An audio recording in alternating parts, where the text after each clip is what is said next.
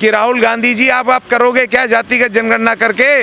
मुझे पहले ये बताओ, अपने राज्यों में आप कम से कम बैकलॉग तो भर दो, हमारा जो हमारा 22.5% है वही भर दो। चलो, राहुल गांधी कब से पिछड़ों की और दलितों की बात करने लग गए भाई? आपके राज्यों में तो सबसे ज़्यादा हमारे बच्चों को, हमारा महिलाओं को पीट रहे हैं, SC ST को पीट रहे हैं, आदिवासियों को पीट रहे हैं। बताओ ना, 144 प्रत्याशी आपने घोषित करे राजस्थान में, उसमें 10% अगड़ों को तो आपने 53 सीटें दे दी, 52 सीटें दे दी 144 में। और जो ये 65% ये जो पिछड़े हैं, इनको आपने 39 सीटें दी हैं। तो भैया आपका ये सामाजिक न्याय का जो सिद्धांत जो आपको मीडिया पे आप बोल रहे हो, वो आपके करनी में क्यों नहीं दिख रहा? आपकी उन सीटों में बंटवारों में क्यों नहीं दिख रहा? कांग्रेस के वोट पे लड़वाओ ना 65% उनको, OBC वालों को। देखो, हम तो ऐसी, हमारे पिता, हमारा बाप लाइन खींची गया संविधान में रिजर्वेशन की, तो इसलिए ये हमारा कुछ नहीं बिगाड़ सकते। हमें तो देनी है इनको मजबूरी में, क्योंकि हमें रिजर्व सीटें SC ST की आपने और बीजेपी ने मिलकर के बेच दिया। तो अब जातिगत जनगणना भी करवा भी दोगे तो हमें रिजर्वेशन कहाँ से दोगे?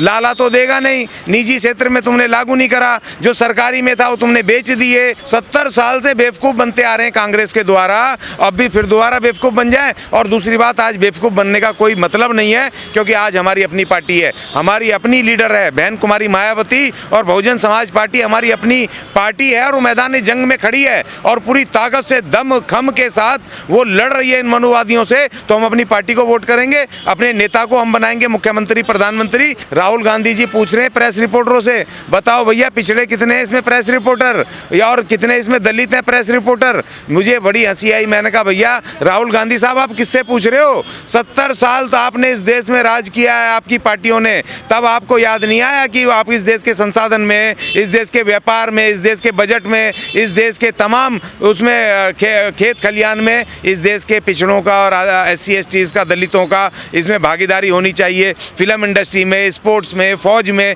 इसमें भी SC ST और को भेजना चाहिए। तब तुम्हें याद नहीं आया? आज चुनाव के समय में तुम्हें याद आ रहा है? तो राहुल गांधी पूछ किससे रहे? राहुल गांधी को खुद बताना चाहिए। 10 साल जो मनमोहन सिंह की सरकार रही, उसमें तो राहुल गांधी चीफ थे ना, वो फाड़ रहे थे वो जमीन, वो बिल फाड़ा उन्होंने, बिल को इतना पूरा पावर थी इनके पास। तो तब इनको याद नहीं आया कि इनको पिछड़ों को और दलितों को उनकी आबादी के हिसाब से रिप्रेजेंटेशन देना। और दूसरी बात ये, चलो उस समय याद नहीं आया तो राहुल गांधी साहब अब दे दो ना। इन 4 राज्यों में कांग्रेस लड़ रही है, तो इसमें उनको 65% जो पिछड़े हैं उनको आप दे दो, उनमें सीटें दे दो अपनी, जो टोटल सीटें हैं। भैया हमारा तो आप कुछ नहीं कर सकते, क्योंकि हमारी तो रिजर्व है। तुम किसी हालत में ना कम कर सकते हो ना ज़्यादा कर सकते हो, लेकिन तुम उनको पिछड़ों को तो दे दो 65% को। जबकि तुमने जो राजस्थान में 144 सीटें करी हैं, पहले वोट दो ना, जातीय जनगणना कराएंगे उसके बाद देखेंगे हम। तो 70 साल से देख लिया, अब क्यों देखना है? बार बार देखना तो मूर्ख होता है। देखिए, एक बार अगर कोई बेवकूफ़ बने तो उसको इनोसेंट कहते हैं, यार गलती से ये बेवकूफ़ बन गया। 70 साल से बेवकूफ़ बनते आ रहे हैं कांग्रेस के द्वारा, अब भी फिर दोबारा बेवकूफ़ बन जाए। और दूसरी बात, आज बेवकूफ़ बनने का कोई मतलब नहीं है, क्योंकि आज हमारी अपनी पार्टी है, हमारी अपनी लीडर है बहन कुमारी मायावती, और बहुजन समाज पार्टी हमारी अपनी पार्टी है, और वो मैदान जंग में खड़ी है और पूरी ताकत से दम खम के साथ वो लड़ रही है इन मनुवादियों से। तो हम अपनी पार्टी को वोट करेंगे, अपने नेता को हम बनाएंगे मुख्यमंत्री, प्रधानमंत्री, या तुम्हें बनाएंगे। बार बार नहीं है पिछड़ों के नेता? नहीं, कहाँ से आ गए? ये तो इन्होंने वहाँ भी कहा था ना, गोलमेज सम्मेलन में बाबा साहब को चुनौती दे दी थी इनके श्री गांधी ने, कहा कि भैया ये अम्बेडकर नहीं है अनटचेबल का नेता, मैं हूँ। गांधी ने कहा, लेकिन वो मानी नहीं गई। बाबा साहब भी वहाँ प्रतिनिधि हुए, उसी तरह बहन जी भी प्रतिनिधि होगी। राहुल गांधी कब से पिछड़ों की और दलितों की बात करने लग गए भाई? आपके राज्यों में तो सबसे ज़्यादा हमारे बच्चों को, हमारा महिलाओं को पीट रहे हैं, SC ST को पीट रहे हैं, आदिवासियों को पीट रहे हैं। तुम्हारे ही तो उसमें आज तक हमारा आर्टिकल 17 आज तक लागू नहीं हो पाया, संविधान लागू नहीं हो पाया। आप ही तो निजीकरण की नीतियाँ लेकर के आए थे। कहा राहुल गांधी जी अपनी पार्टी से पूछो, जो आज देश बिक रहा है वो कांग्रेस के लाए हुए कुकर्म है, जो निजीकरण 1992 में लाए, उदारीकरण, भूमंडलीकरण की नीतियों से जो ये कांग्रेस और बीजेपी ने मिलकर के लूट लिया हमारा रिजर्वेशन, हमारी पक्की नौकरियां लूट ली, हमारा बजट लूट लिया, हमारी हिस्सेदारी मार दी। आज आप घड़ियाली आंसू बहा रहे हो वोट लेने के लिए। आज आपको प्रधानमंत्री बनना है, इसलिए बेवकूफ़ बना रहे हो। आज हमारे आप काशीराम जी को, आज हमारे बाबा साहब को लेकर के देखिए, बाबा साहब की लड़ाई कांग्रेस के विरुद्ध थी। मान्यवर काशीराम ने बहुजन मूवमेंट कांग्रेस के विरुद्ध खड़ा किया, और आप कह रहे हो कि आज काशीराम जी को और इनको लेके हम बाबा साहब को लेकर के प्रचार करेंगे। ये बिल्कुल पूरी तरह से इनके घड़ियाली आंसू हैं, षड्यंत्र हैं और ये झूठ बोल रहे हैं। आपकी इसमें बताओ ना, 144 प्रत्याशी आपने घोषित करे राजस्थान में, उसमें 10% अगड़ों को तो आपने 53 सीटें दे दी, 52 सीटें दे दी 144 में, और जो ये 65% ये जो पिछड़े हैं इनको आपने 39 सीटें दी हैं। तो भैया आपका ये सामाजिक न्याय का जो सिद्धांत जो आपको मीडिया पे आप बोल रहे हो वो आपके करनी में क्यों नहीं दिख रहा? आपकी उन सीटों में बंटवारों में क्यों नहीं दिख रहा? कांग्रेस के वोट पे लड़वाओ ना 65% उनको, ओबीसी वालों को। देखो हम तो ऐसी, हमारा बाप लाइन खींची गया संविधान में रिजर्वेशन की, तो इसलिए ये हमारा कुछ नहीं बिगाड़ सकते। हमें तो देनी है इनको मजबूरी में, क्योंकि हमें रिजर्व सीटें SC ST की, ये उसमें कोई जनरल लड़ा नहीं सकते। राहुल प्रियंका जातीय जनगणना का मुद्दा बना रहे, हर मंच से इसी की बात कर रहे हैं। नहीं तो आप भैया तुम्हारे कुकर्म पहले 2011 की जो आपने, जो उस समय राहुल गांधी भी थे, 2011 की कांग्रेस के राज की पहले जनगणना तो आप डिक्लेयर करो, उसका तो बताओ कितनी कितनी जातियां हैं। और दूसरा यही कांग्रेस थी जिसने 1951 के जो जनगणना देश की हुई, इन्होंने जातिगत जनगणना पे बैन लगाया। लगातार कांग्रेस ही तो थी जिसने की जातिगत जनगणना की, जातिगत जनगणना नहीं करने दी। और दूसरी बात मैं इससे भी आगे करके कहता हूं कि राहुल गांधी जी आप करोगे क्या जातिगत जनगणना करके? मुझे पहले ये बताओ अपने राज्यों में आप कम से कम बैकलॉग तो भर दो, हमारा 22.5% है वही भर दो। चलो जातिगत जनगणना बाद में करवाना। और दूसरा आप करोगे क्या आप? क्योंकि जब आपने देश को बेच दिया, आपने और बीजेपी ने मिलकर के बेच दिया, तो आप वो जातिगत जनगणना भी करवा भी दोगे तो हमें रिजर्वेशन कहां से दोगे? लाला तो देगा नहीं। निजी क्षेत्र में तुमने लागू नहीं करा, जो सरकारी में था वो तुमने बेच दिए, अब हमें उसका बेनिफिट मिलेगा कैसे? सिर्फ हमारे वोट लेने के लिए हमें बेवकूफ़ बना रहे हो। अब ये बताओ कि आपकी राजस्थान सरकार ने 5 साल में कितना बैकलॉग भरा SC ST का? ये बताओ कि आपकी उसने छत्तीसगढ़ सरकार ने SC ST का 22.5% और 27% OBC का कितना बैकलॉग भरा? कितनी नौकरियां भरी? कितने आपने बजट का बढ़ाया? बजट आपने किस तरीके से हमें दिया? तो ये सब चीज़ें सवाल खड़े होते हैं ना। हमेशा से परंपरागत तरीके से बहुजन समाज पार्टी कभी घोषणा पत्र जारी नहीं करती है। उनका एक ही है कि भारत का संविधान हमारा घोषणा पत्र है और उसको हमें लागू करना है। और बहन जी ने जब 4 बार मुख्यमंत्री रही उसको करके बताया उस काम को। और लेकिन अभी क्या है कि जिस तरीके से विपक्षी कांग्रेस, बीजेपी और ये तमाम लोकल जितने भी दल हैं, वो तमाम जो प्रलोभन, झूठे वादे कर रहे हैं, जनता से प्रलोभन दे रहे हैं और जीतने के लिए किसी हद पार कर रहे हैं, इस तरह के प्रलोभन दे रहे हैं कि जो हो नहीं सकते किसी भी तरीके से। तो बहन जी को और BSP को ये ज़रूरत पड़ी है कि आज के परिप्रेक्ष्य में, क्योंकि आज का जो युवा है, पढ़ा लिखा आदमी, वो भी कहता है भाई आप भी तो अपना घोषणा पत्र दो। तो जब और उनकी काउंटर करने के लिए, उन झूठ को काउंटर करने के लिए, तो ये घोषणा पत्र मान्यवर RS परवीन साहब ने वहाँ पर तेलंगाना में शुरुआत की है।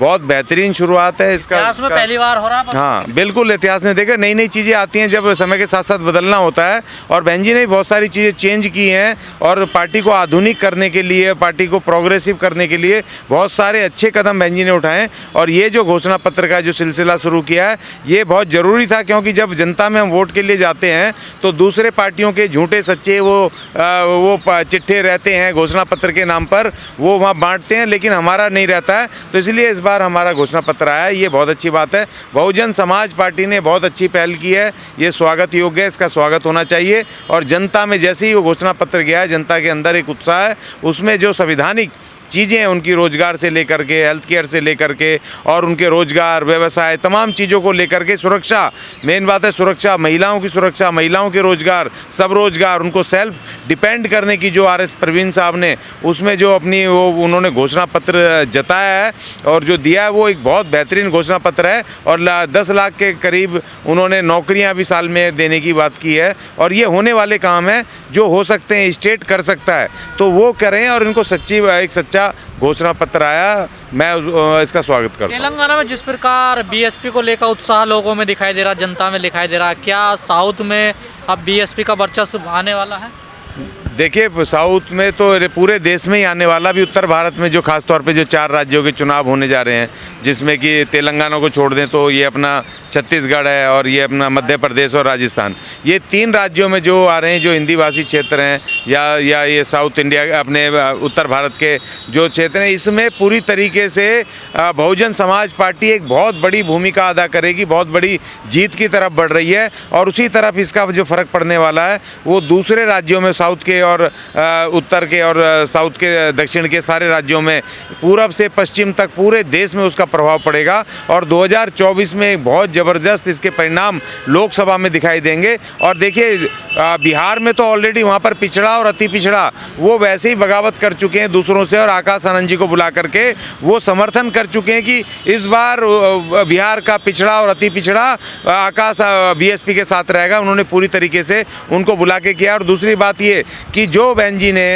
वहाँ पर जो गठबंधन किया है जीजीपी के साथ छत्तीसगढ़ और मध्य प्रदेश में, उसका इफेक्ट ये गया कि वहाँ का छत्तीसगढ़ का जो बड़ा संगठन है, पिछड़ा महासंगठन है पिछड़े वर्ग का, उन्होंने कहा कि हम बीएसपी को समर्थन करेंगे। तो ये लगातार तरीके से, और देखिए वहाँ राजस्थान में भी और छत्तीसगढ़ उसमें मध्य प्रदेश में लगातार कांग्रेस और बीजेपी के विधायक लेवल के उनके लोगों का, नेताओं का आना उसमें जारी है, लगातार आ रहे हैं। तो ये अपने आप बड़ी बात है। और छोटे मोटे जो संगठन है या क्षेत्रीय दल हैं वो बड़ी तादाद में बिना शर्त समर्थन बीएसपी को कर रहे हैं। तो इसका मतलब आप समझ लीजिए कि बहुजन समाज पार्टी कितनी बड़ी भूमिका में आने वाली है इन चारों राज्यों के बाद। 2024 में कितनी बड़ी भूमिका में बहुजन समाज पार्टी अपना रोल प्ले करेगी, इससे आप समझ सकते हैं। इन चारों राज्यों में बैलेंस पावर बनेगी बीएसपी? बिल्कुल बिल्कुल बनेगी। देखिए तेलंगाना में तो एक तरफा सरकार बनने जा रही है।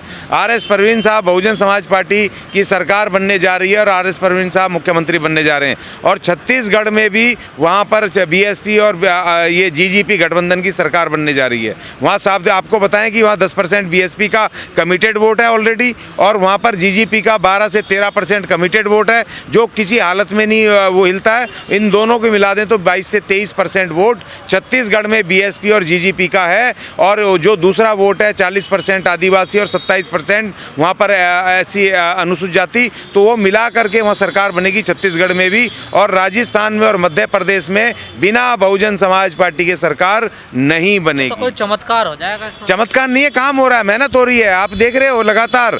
अब ये जो गांधी और गोदी मीडिया है तो दिखाएगा नहीं, हमें दिखाता नहीं है, लेकिन वहाँ पर जिस तरीके से वहाँ काम हो रहा है, आकाश आनंद जी पदयात्राएं लगातार कर रहे हैं और वापस अभी वहाँ पर पहुँच गए, राजस्थान में पहुँच गए। और बहन जी ने 8 रैलियाँ करने का वहाँ पर अपना शेड्यूल दे दिया है, उसी तरीके से वो मध्य प्रदेश में करेंगे और छत्तीसगढ़ में जिस तरीके से होगा। आरएस परवीन साहब तो लगे हुए तेलंगाना में, दिन रात वीडियो आ रही हैं, फोटोएं आ रही हैं, सोशल मीडिया भरा पड़ा है, जो हमारे बहुजन चैनल हैं वो लगातार दिखा रहे हैं। तो इससे एकदम एक उत्साह पैदा हो गया, जमीन पे काम हो रहा है। ये कोई चमत्कार नहीं होगा, हाँ एक राजनीतिक चमत्कार बहुजन समाज पार्टी इन 4 राज्यों में करने जा रही है, जो कि बिल्कुल बड़ी जीत की तरफ बढ़ रही है पार्टी। कांग्रेस दावा कर रही है इन राज्यों में, वो तो दावा करते ही रहते हैं। वो दावा तो इस तरह का भी कर रहे हैं, झूठ बोल करके। इतना देखिए, इतना फ्रस्ट्रेशन आ गया है राहुल गांधी के अंदर, ये इसमें कांग्रेस के अंदर, और इनके जो तथाकथित भारत है, आप कह रहे हैं कि तथाकथित भारत के कुछ संगठन वो कांग्रेस को भी, ये राहुल गांधी भी और समाजवादी पार्टी कह रही है जी हम अब बाबा साहब को और मान्यवर काशीराम जी को लेके प्रचार करेंगे। भैया उन्होंने लोहिया छोड़ दिया और इन्होंने गांधी छोड़ दिया।